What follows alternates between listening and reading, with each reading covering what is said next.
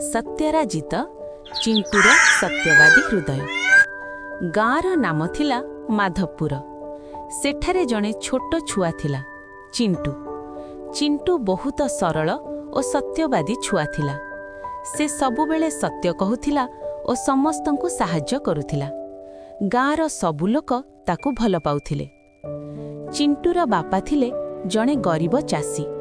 से खेतरे काम करी घर चलाउथिले। एक दिन बापा कहिले, चिंटू आज मु सहर को जाउछि, तुमे खेत को जाई पानी देई आस। चिंटू कहिला, ठीक अछि बापा, मु खेत को जाई काम करी आसीबी। चिंटू खेत को गला और पानी देउथिला। सेठे बेले माटी भितरु एक छोट बाक्स मिलिला। से आश्चर्य हेला, एहा कोन? से भाबिला। से बाक्सटी खोलिला। भितरे थिला सुनार गहना और टंका। चिंटू भय पारिगला। से भाबिला, एहा मोर नुहे, जदि मु एहा घर को नहीं जाए ताहेले भूल हब। से बाक्सटी नहीं गाँर मुखियनक पाखकु गला। मुखिया पचारिले, चिंटू एहा केउठु मिलिला? चिंटू सत्य कहिला, मु खेतरे पानी देउथिली, सेठारे माटी भितरु एही बाक्सटी मिलिला। मुखिया खुशी हेले, तुमे बहुत सत्यवादी छुआ, आजिकाली एमिति छुआ कम मिले।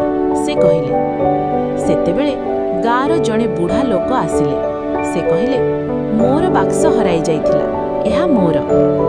मुखिया पचारिले, प्रमाण अछिटी? बुढ़ा लोक कहिले, हाँ, भितरे मोर झियर फटो अछि। बाक्स खोलिले सतरे फटो थिला। मुखिया बाक्सटी बुढ़ा लोकंकु देले। बुढ़ा लोक चिंटू को कहिले, बापा तुमे बहुत भल छुआ, तुमे चाहिले एहा लुचाई पारुथिलो, किंतु सत्य कहिल, मु तुमको पुरस्कार देबी। से चिंटू को किछि टंका और नुआ बही देले। चिंटू कहिला, मु केवल सत्य काम करिछि, एहा मोर कर्तव्य।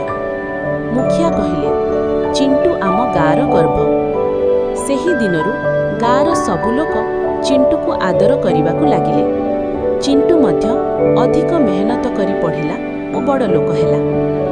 नीति, सत्य और सत्यवादिता सबुबेले जिते।